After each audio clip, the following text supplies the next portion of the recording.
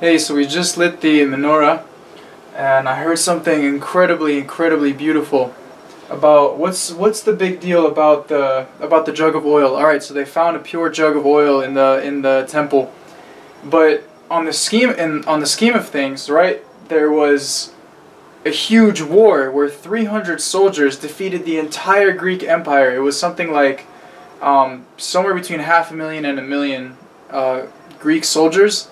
And somewhere between 300 and 500, the Maccabees, they defeated them. 300 against like 500,000.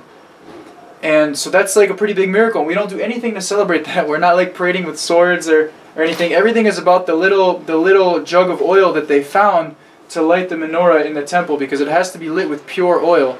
And the Greeks, what they had done is they had deliberately moved and touched and broken every single oil in the temple so that it couldn't be used. So they found one that was buried in the ground, and one of the kings had buried this in the ground a couple of hundred years earlier, because something that's buried in the ground, there's a certain kind of impurity that an object gets when it's moved by somebody who's not holy. And with somebody with certain types of impurity, when it's moved by them, it acquires a certain type of impurity called esek. So this one that was buried in the ground, since it couldn't be moved, because something that's buried in the ground can't be moved. So that's the one that they found, and that oil represents, that jug of oil they found represents that point of Judaism inside each and every Jew that's unshakable, no matter what happens to it, no matter how much everything around you is moving and confusing.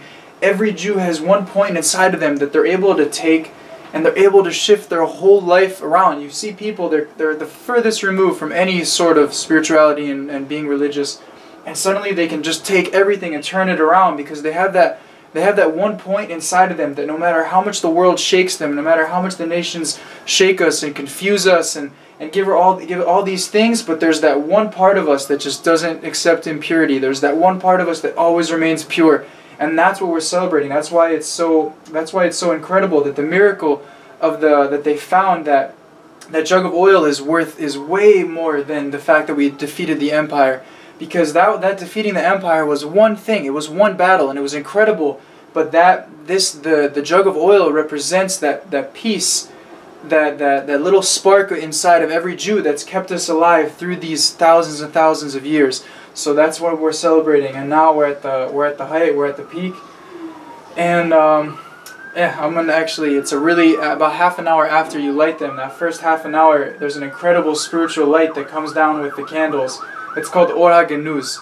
It's like a taste of the kind of light that the world's gonna have when Mashiach comes, when the Messiah comes. This is like the kind of glow, and you see, like a menorah, it's not just a flame. Like there's a spiritual glow to it, and that glow is the whole world is going to be filled with that. So this is like a little taste of it. So that first half an hour after you light them, the candles have this glow, and it's a really powerful time to pray, to sing, to do spiritual things. So I'm actually going to go do my hour of Hitbodedut right now, looking at the candles. So anyway, thanks for watching, and have an amazing last day of Hanukkah.